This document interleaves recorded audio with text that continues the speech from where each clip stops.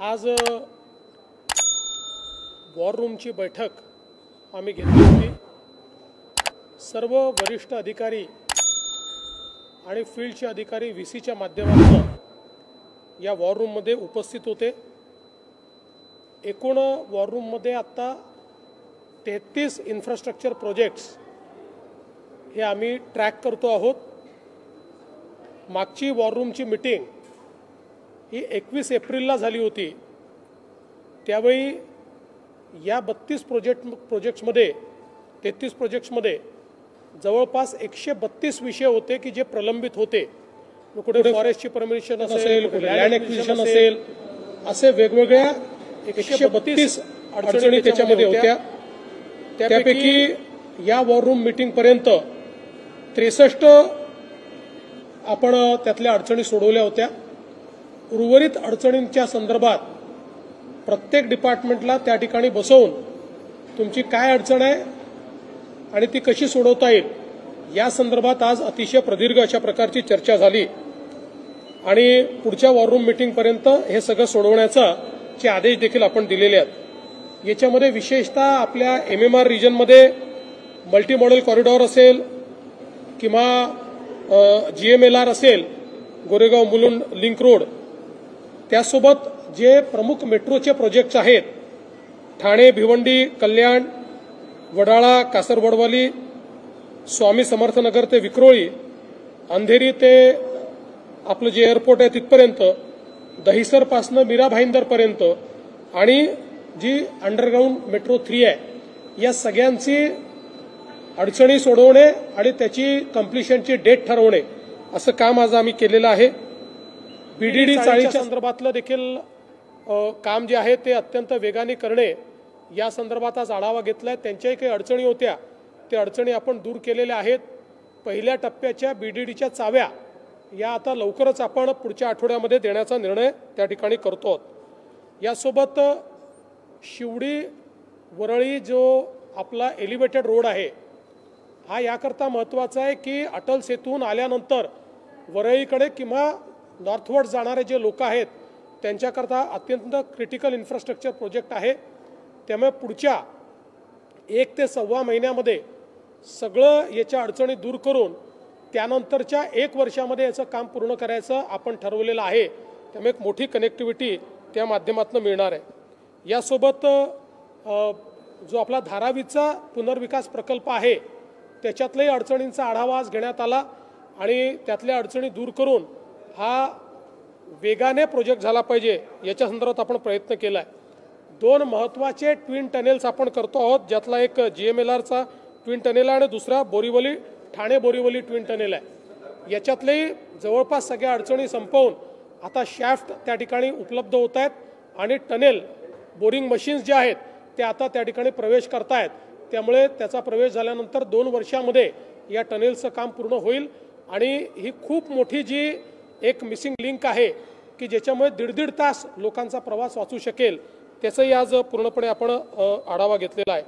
यासोबत आपला जो कोस्टल रोड आहे, कारण आपल्याला माहिती आता आपला बांद्रा वर्सोवा हा जवळपास 63% काम त्याचं झालं आहे। त्यामुळे त्याचाही आपण आढावा घेतला, तो लवकर पूर्ण झाला पाहिजे। पण त्याच्या पलीकडे वर्सोव्यापासनं दहिसर आणि दहिसरपासनं भाईंदर अशा प्रकारे 6 आपण त्याचे टप्पे तयार केले आहेत आणि या 6 टप्प्याला आता आपण काम सुरू केलेलं आहे।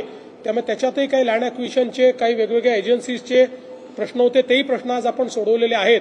त्यामुळे थेट आपल्याला एक प्रकारे आपल्या वरळी बांद्रा सीलिंगपासनं तर भाईंदर पर्यंत एक लिंक मिळणार आहे आणि त्यामुळे पूर्ण वेस्टर्न एक्सप्रेसवे हा डिकंजेस्ट होणार आहे। तसंच मागाठणे ते गोरेगाव हा डीपी रोड आहे जो वेस्टर्न एक्सप्रेसवेला पॅरलल चालतो, ज्याच्यामुळे वेस्टर्न एक्सप्रेसवेवरचं मोठ्या प्रमाणात आपल्याला ताण कमी करता येणार आहे।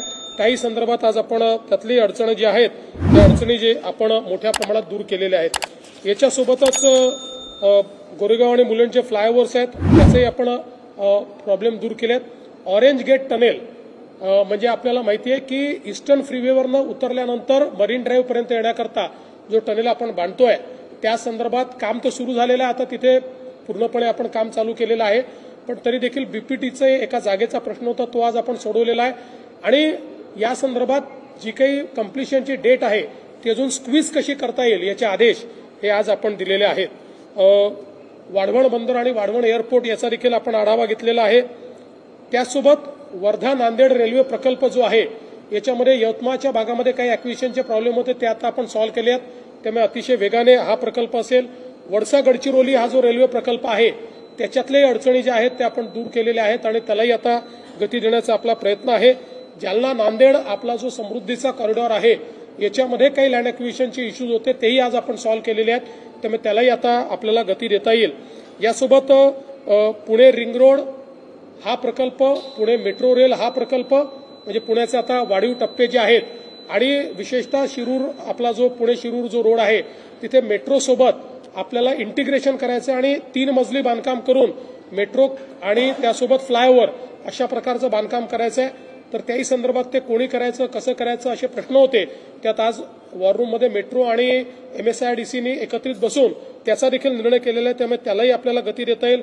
मुळा मोठा प्रोजेक्टचा देखील रिव्ह्यू हा आपण या ठिकाणी घेतलेला आहे। असे एकूण महाराष्ट्रातल्या वेगवेगळ्या भागातल्या 33 प्रोजेक्टचा रिव्ह्यू घेऊन या सगळ्या प्रोजेक्ट्सला फास्ट ट्रॅकवर आपण आणलेला आहे आणि आपल्या वॉर रूमचा फायदा हा होतो की सगळे अधिकारी केंद्र सरकारचे राज्य सरकारचे एकाच ठिकाणी असल्यामुळे ज्यांनी ज्यांनी अडवणूक केली आहे किंवा ज्यांच्या ठिकाणी निर्णय झालेले नाही आहेत ते निर्णय अत्यंत वेगाने त्या ठिकाणी होतात। त्यामुळे मला विश्वास आहे की हे जे 33 प्रोजेक्ट आपण घेतलेले आहेत हे सगळेच्या सगळे प्रोजेक्ट वेळेमध्ये आपण पूर्ण करू शकू।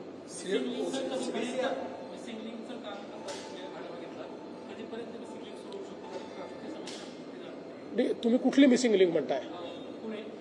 नाही, त्याचं तर आपण डिसेंबरपर्यंत काम पूर्ण करतोय मिसिंग लिंकचं।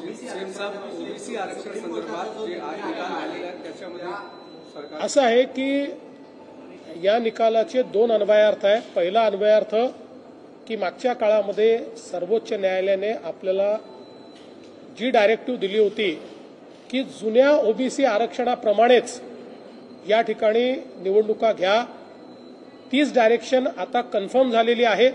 त्यामुळे आता सगळ्या जिल्ह्यांमध्ये ओबीसी आरक्षण हे पूर्णपणे त्या ठिकाणी या निवडणुकीत राहणार आहे। दुसरी मागणी त्यांनी केली होती की 2022 मध्ये जी काही रचना झाली होती त्याप्रमाणे म्हणजे 3चा प्रभाग वगैरे अशा प्रकारची जी रचना झाली होती त्याप्रमाणे निवडणुका करा। आपल्याला माहिती आहे की तो कायदाच आपण रद्द केला होता, त्यामुळे सर्वोच्च न्यायालयाने सांगितलं की आता 2022 प्रमाणे नाही तर 2017 प्रमाणेच या ठिकाणी या निवडणुका होतील। त्यामुळे या दोन्ही बाबी राज्य शासनाच्या सर्वोच्च न्यायालयाने मान्य केल्या। आम्हाला अतिशय आनंद आहे की आता ओबीसी आरक्षणासहितच या निवडणुका होण्यावर पुन्हा एकदा सर्वोच्च न्यायालयाने शिक्कामोर्तब केलं।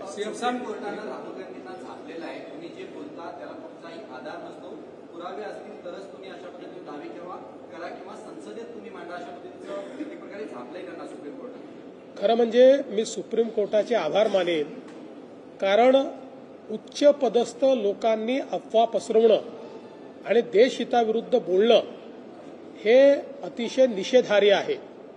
आणि ज्या प्रकारे राहुल गांधी कुठल्याही पुराव्याविना चीनने आपली भूमी बळकावली आणि भारत विरोधी म्हणजे ज्या भाषेत पाकिस्तान किंवा चीन बोलतं त्या भाषेमध्ये ते त्या ठिकाणी बोलतात, ट्विट करतात, कुठलाही पुरावा देत नाहीत आणि त्यातनं देशाची बदनामी होते।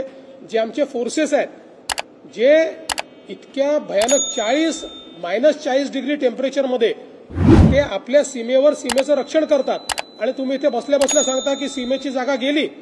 त्यामुळे मला असं वाटतं की सुप्रीम कोर्टाने राहुल गांधींना योग्य सल्ला दिलेला आहे, चांगल्या प्रकारे झापलेला आहे। आता तरी राहुलजी सुधरतील आणि अशा प्रकारचं भारत विरोधी वक्तव्य देणं बंद करतील असा मला विश्वास आहे। राहुल गांधी के ऊपर जिस तरीके से सुप्रीम कोर्ट ने टिप्पणी की है उसको कैसे? मैं सुप्रीम कोर्ट का आभार व्यक्त करता हूं क्योंकि उच्च पदों पर बैठे हुए लोगों ने अफवाहें फैलाना, देश के हित के विरोध में बोलना ये बंद होना चाहिए। और हमने देखा जिस प्रकार से राहुल गांधी लगातार बिना किसी एविडेंस के, बिना किसी साक्ष्य के लगातार बोलते रहे कि चीन ने भारत की जमीन को हथियाया है। इसके कारण सीमा पर -40 डिग्री में लड़ने वाले हमारे जवानों के मॉरल पर उसका असर होता है, क्योंकि वो जानते हैं कि उन्होंने देश की जमीन बचाई है और वहीं देश के इतने बड़े नेता इस प्रकार का झूठा बयान देते हैं। लगातार जिस भाषा में पाकिस्तान या चीन बोलता है उसी भाषा में राहुल गांधी बोलते हैं। ये बहुत गलत बात है, ये देश के हित के विरोध में है। एक बहुत बड़ी पार्टी के वो नेता है, इसके कारण दुनिया में भी हमारे देश की बदनामी होती है। तो मुझे लगता है कि अब जब सुप्रीम कोर्ट ने उनको रेप्रिमांड किया है तो शायद वो आगे से अपना रवैया बदलेंगे। ओबीसी आरक्षण को लेकर सुप्रीम कोर्ट में आज 2 मसलों के ऊपर लोग गए थे। इसमें एक मसला ये था कि ओबीसी का जो आरक्षण है तो वो रहेगा कि नहीं, एक प्रकार से उसके खिलाफ ही ये लोग गए थे। और दूसरा 2022 के अनुसार आप चुनाव कीजिए, यानी बिना आरक्षण के।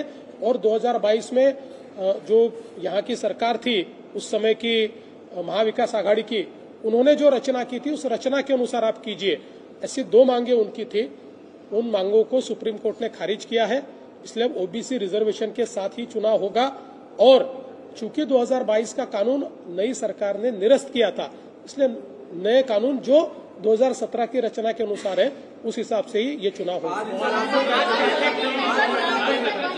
कबूतर खाणे बंद करण्यात आलेले आहेत, त्यामुळे जैन समाजानं नाराजी घेत आक्रमक रूप प्रदान करतायत। कशा पद्धतीने तुम्ही बघताय? असे की या संदर्भात नांदणीचा विषय आणि कबूतरखान्याचा विषय, या दोन्ही विषयांवर मी उद्या बैठक बोलवलेली आहे।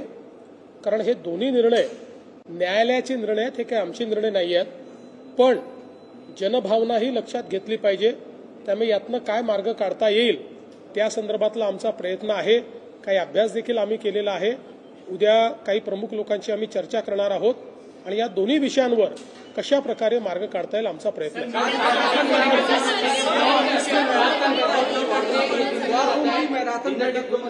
गांधींच्या कुटुंबियांसोबत कसं पाहता सेक्युलरिझमकडे जाते शिवसेना उद्धव? मला असं वाटतं त्यांनी डिनर डिप्लोमसी करावी, मग दुसऱ्या दिवशी ब्रेकफास्ट डिप्लोमसी करावी, मग त्यानंतर लंच डिप्लोमसी करावी। कितीही डिप्लोमसी केली तरी जोपर्यंत हिंदू हृदय सम्राट शिवसेना प्रमुख बाळासाहेब ठाकरेंचा मार्ग सोडून ते दुसऱ्या मार्गावर जातील तोपर्यंत लोक त्यांना मतदान करणार नाही।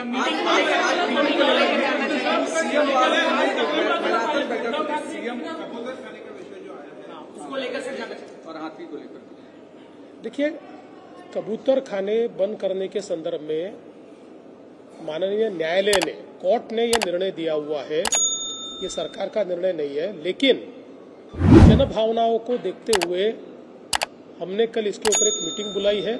कुछ प्रमुख लोगों से हम वार्तालाप करेंगे और इसमें से जनभावना को संभालते हुए और कोर्ट के डिसीजन के मद्देनजर हम क्या मार्ग निकाल सकते हैं इसका प्रयास हम करेंगे। उसी प्रकार से जो नांदड़ी मठ में जो एक हाथीन को रखा गया था और उसका जो एक प्रश्न निर्माण हुआ है उस पर भी कल हम बैठक करने वाले हैं। मैराथन बैठक जो हुई है आज जो उस पर देखिए, हम लोग वॉर रूम के माध्यम से 33 प्रोजेक्ट्स को ट्रैक करते हैं। इन प्रोजेक्ट्स में कुल मिलाकर 133 प्रश्न निर्माण हुए थे। इसके ऊपर हमने एक बैठक की थी अप्रैल 2025 में। इसमें 61 विषयों को हमने सुलझाया था। बचे हुए विषयों के ऊपर आज वापस हमने बैठक की है और उनको भी सुलझाने का हम प्रयास कर रहे हैं।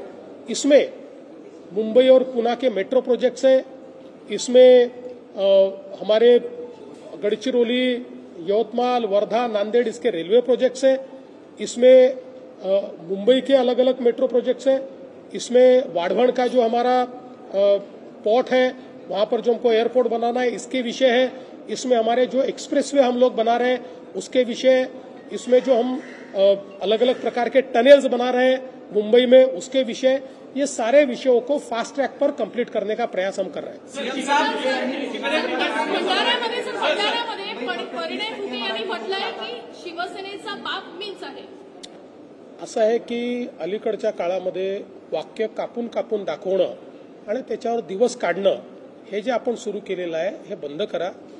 मला माहिती होतं तुम्ही विचारणार म्हणून मी त्याची पूर्ण माहिती घेतली आणि त्याच्यामध्ये त्यांनी हे सांगितलं की कुठल्याही गोष्टीचं त्या ठिकाणी श्रेय आईला जातं आणि त्याच्यात काही चुकलं तर ते बापावर केलं जातं आणि भंडाऱ्यामध्ये शिवसेनेचे लोक काही झालं की माझ्यावर टाकतात त्याच्यामुळे मी बाप आहे का अशा प्रकारचं.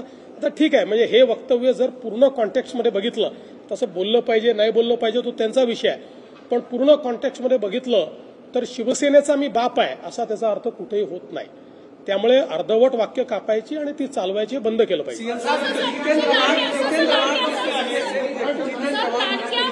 लाडक्या बहिणी योजनेचा सर लाडक्या बहिणी त्यांनी वादग्रस्त विधान केलेलं आहे आणि ते म्हणतात की ठाकरेंचं राजकारण मुंबई महानगरपालिकेनंतर संपून जाईल. माझं अगदी स्पष्ट मत आहे की निशिकांत दुबेंनी अशा प्रकारची वक्तव्य करू नयेत.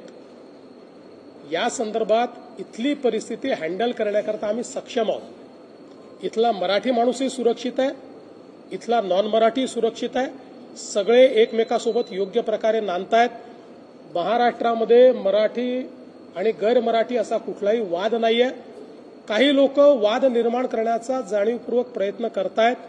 त्यांना मराठी लोक आणि अमराठी लोक दोघेही निवडणुकीत त्यांची जागा दाखवतील. त्यामुळे माझा सल्ला दुबेजींना असा असेल की या विषयामध्ये त्यांनी कुठलंही वक्तव्य करू नये. सीएम साहब जितेंद्र आव्हाड जिस तरीके से भी उन्होंने एक वक्तव्य दिया कि सनातन अलग है, सनातन के लोग आतंकवादी हो सकते हैं, भगवा के लोग नहीं, ये जो शब्द है इसको कैसे कॉन्टेक्स्ट में देख रहे हैं? देखिए, पहली बात तो यह है कि जितेंद्र आव्हाड जी को न सनातन के बारे में कुछ पता है न हिंदुत्व के बारे में कुछ पता है और उनको किसी बारे में कुछ पता नहीं है. वो केवल वोट की राजनीति करते रहते हैं और इस प्रकार की बयानबाजी करते रहते हैं. इस प्रकार की उनकी बयानबाजी को मैंने जवाब देना ये मैं मेरे लेवल का नहीं समझता. लाडकी बहीण योजनामध्ये ज्या पद्धतीचा लाभ काही भावांनी घेतलेला आहे त्यांना नोटिसा देखील बजावून ती कारवाई होणं अपेक्षित आहे. सर कधीपर्यंत ही कारवाई सुरू झालेली आहे? साधारण दुसरीकडे राज ठाकरेंचं असं म्हणणं आहे का मुंबई महानगरपालिकेवरती आमची सत्ता आहे. प्रत्येकालाच हे म्हणण्याचा अधिकार आहे. म्हणजे राज ठाकरेच काय, आता मुंबईमधली जी काही छोट्यातली छोटी पार्टी आहे तीही म्हणू शकते किंवा आमचे आठवले साहेब देखील म्हणतात. अर्थात ते आमच्यासोबत आहेत, पण ते जर वेगळे लढले असते तर त्यांनी हाच क्लेम केला असता की आमचा झेंडा लागणार आहे. आता आमच्यासोबत त्यांचा झेंडा लागणारच आहे आठवले साहेबांचा. त्यामुळे मला असं वाटतं की जो पार्टी चालवतो त्याला म्हणण्याचा अधिकार. छोड़ दो डिनर डिप्लोमसी, कोई नाही. हा काय राजकारणात काही येऊ शकतं. काही दिवसांपूर्वी त्यांनी 2 दिवसापूर्वी शेकापच्या मंचावर ते दिसले. आता बच्चू कडूंची पण ही चांगली गोष्ट आहे. सगळ्यांना एकत्रित आणलं तरी काही हरकत नाही आहे. मी तुम्हाला एक गोष्ट या ठिकाणी स्पष्टपणे सांगतो, मुंबईमध्ये कोण सोबत येत आहे कोण सोबत येत नाही या संदर्भात मला काही म्हणायचं नाही. मुंबईच्या लोकांनी आपलं मत बनवलेलं आहे. मुंबईमध्ये महायुतीच मुंबई महानगरपालिकेत निवडून येईल. निशिकांत दुबे बार-बार इस तरीके का बयान दे रहे हैं, कैसे देखते हैं और क्या? देखिए निशिकांत दुबे जी को मैं ये सलाह देना चाहूंगा कि इस विवाद में वो न पड़े, क्योंकि कुछ लोग जानबूझकर ये विवाद करना चाहते हैं और उनके बोलने से उनको विवाद के लिए बल मिलता है. महाराष्ट्र में मराठी और गैर मराठी ऐसा कोई विवाद नहीं है. मुंबई में भी ऐसा कोई विवाद नहीं है. मुंबई में मराठी और गैर मराठी साथ में रहते हैं. 3-3, 4-4, 5-5 पीढ़ियों से साथ में रह रहे हैं. कभी भी इनमें न कोई दुश्मनी हुई है न कोई मारामारी होती है. एखादी घटना जब होती है तो वो भी भाषा की घटना नहीं होती, वो किसी और की घटना होती है. लेकिन चूंकि चुनाव पास में आ रहा है तो कुछ लोग ये चाहते हैं कि इस प्रकार का भेद महाराष्ट्र में तैयार हो और चुनाव में उनको मदद मिले. ये एक ट्रैप है. इस ट्रैप में आने से वो बचे, ऐसी मैं उनको सलाह देना चाहता हूँ.